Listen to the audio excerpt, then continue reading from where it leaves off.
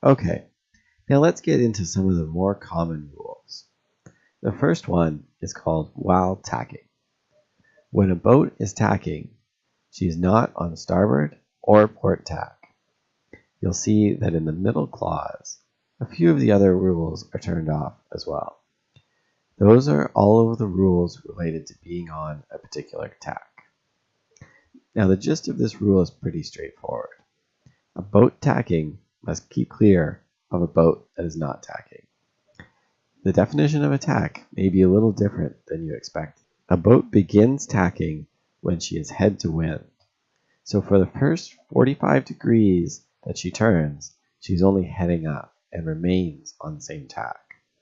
Then when she is turning down from head to wind, back to close haul, the while tacking rule applies.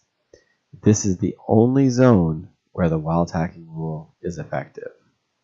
The while tacking rule also applies when you go just past head to wind and then return to your original course.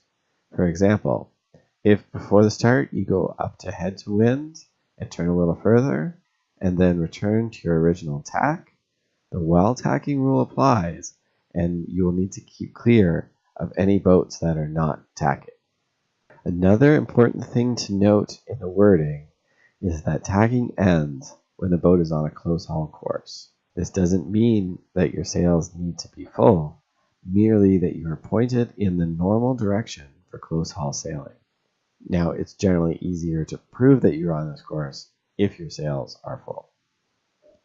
The final part of this rule is concerned with two boats tacking at the same time.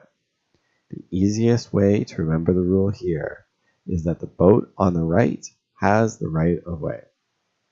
There's no rule for a boat that is jibing. Jibes are generally much faster than tacks, and so it's not necessary to have a while jibing rule.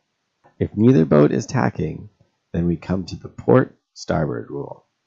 This is probably the rule that everyone knows. The boat on port must keep clear of a boat on starboard. The tack that a boat is on is typically determined by the position of her mainsail. If the mainsail is on the port side of the boat, then she is on starboard tack. Now you'll see in the definition of leeward and windward that the direction of wind is important. Upwind, this means that you can't force your boom onto one side of the boat to change your tack.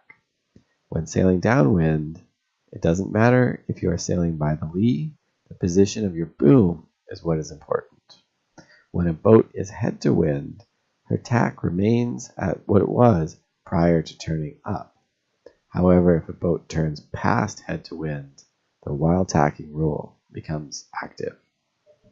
Here we can see some boats that are on starboard tack and some on port tack. In the top row, the tack of the boats is determined by the wind direction.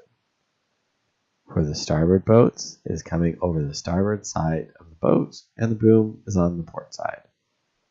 In the bottom row, the boats are sailing downwind, and so the tack is determined by the position of the boom. In this case, even a boat that has the wind coming over her starboard side can be considered to be on starboard tack, such as one in the bottom right. She simply needs to have her boom on the port side of the boat.